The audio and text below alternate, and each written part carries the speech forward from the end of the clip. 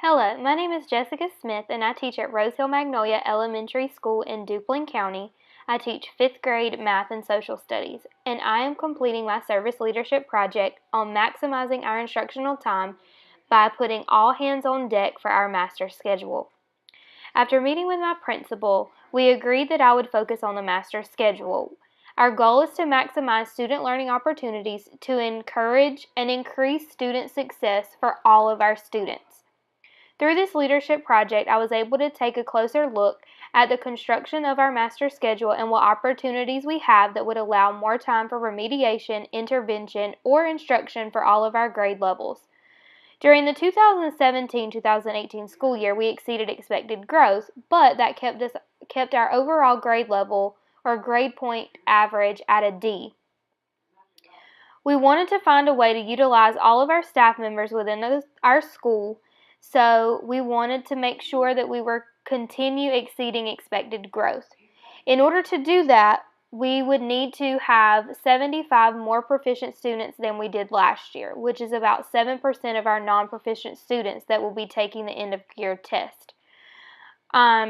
With that, we wanted to make sure that our master schedule was designed to meet the needs of all of our students, especially targeting those that are low proficient in reading and math.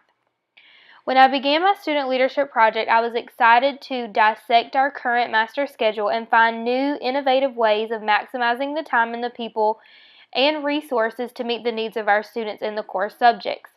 My goal was to revamp the master schedule so that it would make the most of all the opportunities that we have. When I was looking at the research, I discovered that the responsibility of the teacher is to remediate, intervene, and enrich, and that remains the sole responsibility of one teacher, and it is very difficult for one teacher to provide that to all of our students.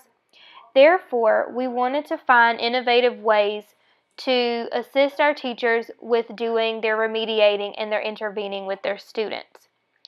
So we created a master schedule team, which was comprised of a nominated representative from each department. So we had an elementary department representative, a middle school representative.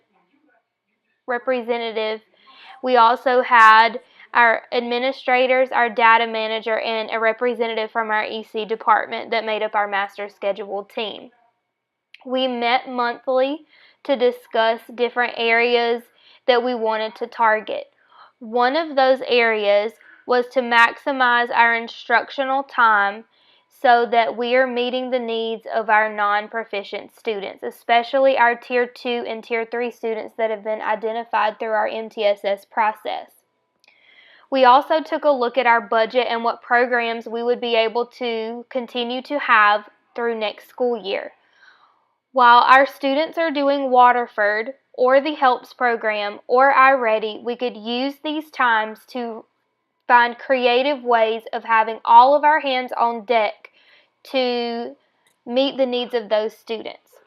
One idea that we had was while our kindergarten students are doing Waterford, which is an independent program on the iPad geared towards phonics, that the certified teacher would then push in to another grade level during their intervention time, while the instructional assistant remained in the classroom with the kindergarten. We would do the same thing for first grade. This frees up about 12 of our certified teachers during the intervention block of another grade level. One thing that we noticed with our data in the upper grades, 3rd grade through 8th grade, phonics instruction is not being taught, and also our students are still struggling in those areas. So why not bring up the experts to help us push in? This is one example of an idea that we found during our meetings. These meetings were very eye-opening to me, and I thoroughly enjoyed taking a closer look at the management aspect of the master schedule and trying to figure out solutions to the problems that we have while making sure that we stay student-focused. One thing that I found in the research, it says it is the schedule that can fundamentally affect the relationship among staff and between staff and students. And I find this to be very true. When we have a good, solid working schedule that is organized, it will meet the needs of all of our students, especially when we have the help of our custodians, instructional assistants, cafeteria workers. Everyone will have all their hands on deck.